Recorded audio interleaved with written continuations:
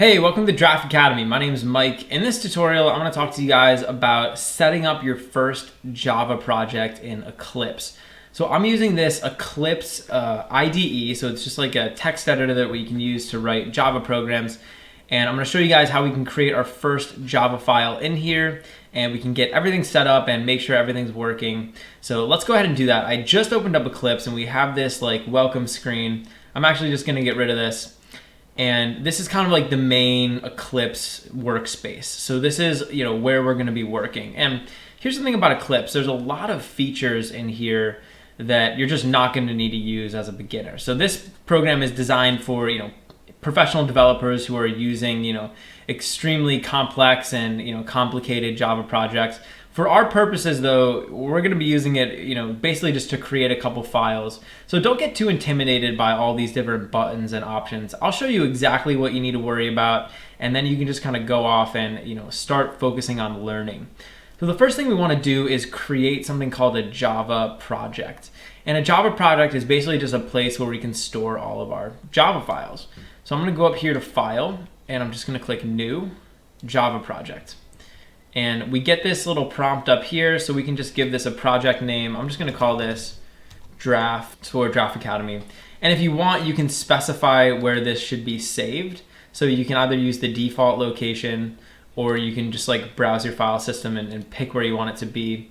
And for the most part, you can just leave everything else as the default. Don't worry too much. We're just going to click Finish down here. So I'm going to click Finish, and Eclipse is going to go off and create a project for us. So over here we have this newly created Draft folder, and Draft was the name of the project. So this is now the folder for our Java project. And I'm just going to click down, and you'll see that we have a couple different things here. The first is this JRE system library. And if you click down on this, it's basically just a collection of all of these different files. And these are just special files that Java is going to use to help us run our Java programs. You don't really need to worry too much about that. And don't get intimidated because there's so much stuff here. If you just leave this here, then you're going to be fine and everything should work. The next folder is a very important folder for us, and it's called the source folder. So it's SRC. And this is essentially the folder where we're going to store all of our Java programs. So I'm just going to click down here, and you'll see we have this thing here. It just says default package. And you're going to see this word a lot when you're dealing with Java, which is package. And a package is essentially just a special type of folder that stores similar Java files. So eventually one day when you're creating dozens or hundreds of different Java files, you can organize them into different packages. But for now, don't really worry too much about what a package is. In order to create our first Java program, we're actually going to have to create something called a class. And a class in Java is basically just a special container that we can use to store code. So we can put some Java code inside of a class, and then we'll be able to execute that code. So I'm just going to right click on source, I'm going to click new, and over here I'm going to click class. And this little dialog box should pop up, and there's a lot of options here. Really all you guys need to worry about is this name option right here. So I'm just going to name my first Java class. I'm just going to call it app. And down here I'm just going to click finish. So there's this finish button, and we'll just click it. All right, so you guys will see what happened. Over here we have this default package, and now this app.java file is inside of it. And over here it says public class app. So that's what this app.java file has inside of it so far. So this public class app in these curly braces, inside of here we can put some code. Now, in order to get started with Java, we're actually going to have to create something called a main method. And don't worry too much about what methods are right now. We're going to talk more about that as the course goes on. But essentially a main method is basically a little container that we can put inside of this class where we can store all of the code that we want to execute. So any code that's inside of this main method is going to get executed by Java. So what I want to do is I just want to type out public static void main. Now don't worry too much about what all of this stuff is. For right now, we're just starting out. You're not going to understand what this is right off the bat, and that's okay.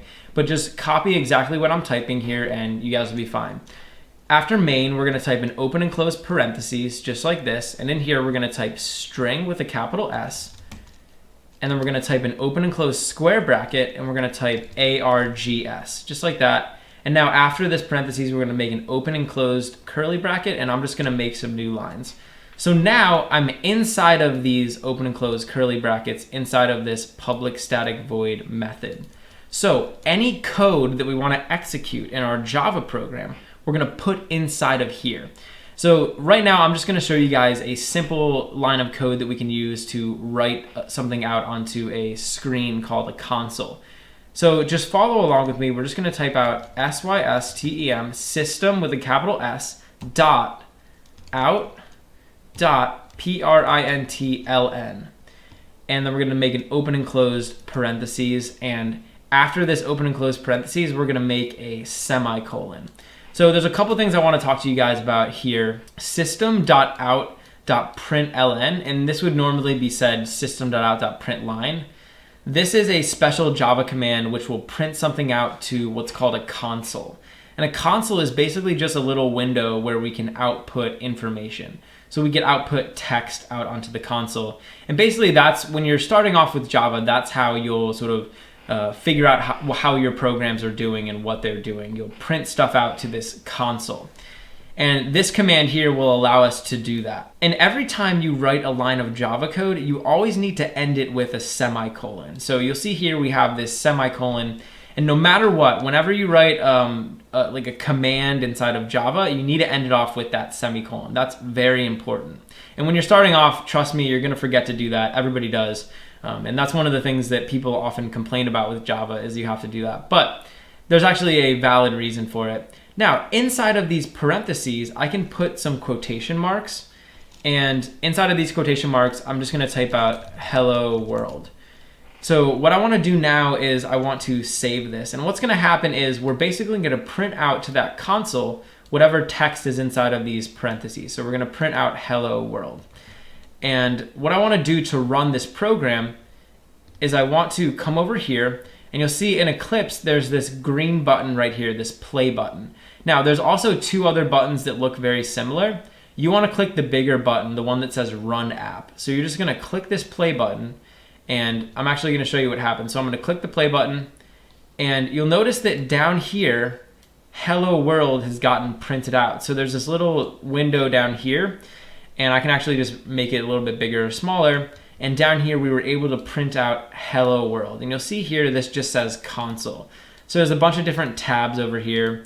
Really, all you guys need to worry about is this console tab. So anything that I type out with system.out.println is going to show up down here in the console. Now you can keep the console down here at the bottom if you're using Eclipse, or you can also move it around the screen. I usually like to put it up here on the side. So all I'm doing is I'm clicking it and I'm dragging it, and I'm just gonna move it all the way to the side, and I can put it over here on the side. That's usually how I prefer to have it, so that's probably how we're gonna have it set up for the rest of the course. But you can move it wherever you want. A lot of people do prefer to have it there at the bottom. So that's the basics of setting up our Java file. Now again, a lot of this stuff isn't gonna make sense to you. Like what is this public static void main thing? What is this string args? Like, don't worry too much about that right now. This is all just stuff that we needed to put in here in order to, start using Java. And all of that's gonna be explained as we go through this course. So stick with it, and in the next few tutorials, we're gonna start really ramping up with Java, and we'll learn how we can write some awesome programs. So if you guys notice over here, inside of my little text editor, the text is colored differently than it is by default. So normally when you first install Eclipse, it's just sort of like this white text, and it looks pretty good, but a lot of times what developers will want to do is give their files different themes. So if you want to do that, I'll show you how you can do that in Eclipse. If you're using a different text editor, then this video might not apply, but just know that, in any text editor, you're going to be able to use themes. So in Eclipse, we want to head up here to this Help tab up at the top, and I want to go down to this Eclipse Marketplace. So I'm going to click this, and this is going to open up this special window for the Eclipse Marketplace. And this is basically just a place where we can install all sorts of add-ons. So up here in the search bar, you just want to search for theme. And probably what's going to come up first is this Eclipse color theme. little widget, and you can see it has 1.4 million installs. So this is really popular. All you have to do is come over here and just click the install button, and this is going to start installing it. You're going to have to accept a license agreement, and you might get this security warning. You can just install it anyway. Now Eclipse is actually going to have to restart, so you can just click restart now. It's going to load Eclipse back up, and now once Eclipse is loaded back up, all we have to do is come up here and you just want to open up the settings or the preferences. So if you're on Mac, you can just click preferences. If you're on Windows, just click settings. And down here, just go down to this general tab and appearance, and then just say color theme. And so now you should have all of these different themes here that you can use, and you can preview them. So if you just click on different themes, it'll show you like what they're gonna look like in your text editor. And then when you find one you like, just come down here and click apply, and it'll apply to your text editor. So that's one way that you can give yourself some different options for coloring on your Eclipse IDE. Hey, thanks for watching. If you enjoyed the video, please leave a like and subscribe to Draft Academy to be the first to know when we release new content. Also, we're always looking to improve, so if you have any constructive criticism or questions or anything, leave a comment below. Finally, if you're enjoying Draft Academy and you want to help us grow, head over to draftacademy.com/contribute and invest in our future.